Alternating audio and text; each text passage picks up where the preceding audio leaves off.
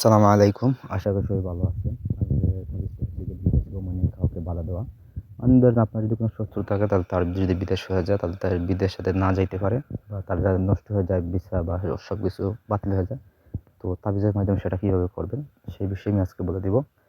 তাই প্রথম থেকে শেষ পর্যন্ত ভিডিওটা দেখুন, কথাগুলো শুনুন, তাহলে বুঝতে সুবিধা হবে, নিজেরা কাজটা করতে পারবে। তাছাড়া আমার সাহায্যে যদি ওইরকম কোনো কাজ করতে চান তাহলে যোগাযোগ করবেন নিচে যে নাম্বারটা হচ্ছে 0170 991 4387। এই নাম্বারে ইমো, হোয়াটসঅ্যাপ বা সরাসরি যোগাযোগ করতে পারেন বা যে কোনো পরামর্শের জন্য যোগাযোগ করতে পারবেন। তবে কাজে কথা সেই কাজটা নিজেরা কীভাবে করবেন সেই বিষয়ে বলি। ছোট্ট একটা আমল মানে দেখতে পারতেছেন। এই আমলটা আপনারা লিখবেন হচ্ছে গিয়া বুঝ পাতায়, না হইলে হচ্ছে গিয়ে আপনার ওই ব্যক্তির যদি কোনো কাপড় থাকে আপনার কাছে পরিষ্কার, সেই কাপড়ের উপরে লিখবেন। তো একটাই তাবিজ লিখবেন রোজ মঙ্গলবারে, ঠিক আছে?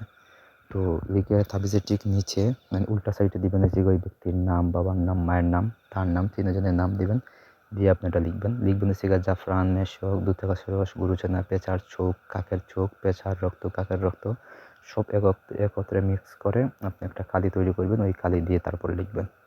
তো লিখে হয়ে গেলে আপনি করবেন কি, তাবিজের ভিতরে দিবেন হচ্ছে গিয়ে আপনার দুধটা গাছের যে মূল আছে বা জ্বর আছে, আপনার পায়ের নখ, তারপর হচ্ছে গিয়ে শ্মশান ঘাটের মাটি, পুরাতন কুরস্থানের মাটি, এক চিমটি দিয়ে আপনি তারপরে হচ্ছে গিয়ে ওই শত্রুর পায়ের ধুলার মাটি দিয়ে আপনি তাবিজটা সুন্দর করে বাঁধবেন। বাঁধার পর আপনি একটা বয়াম বা বোতলে ঢুকাইবেন।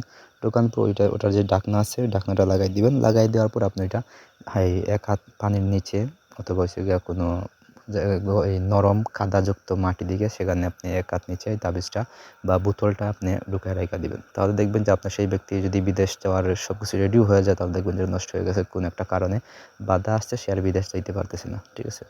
তো শুধু এটার জন্য, বিদেশের জন্য না, তার যে কোনো কাজে বাধা দিতে পারবেন এই তাবিজের সাহায্য। যেভাবে বলছি সেভাবেই কাজ করবেন, কাজে ফলাফল অবশ্যই পাইবেন। যদি কোনো কিছু বুঝতে অসুবিধা অবশ্যই আমাকে জানাইবেন। ধন্যবাদ সবাইকে।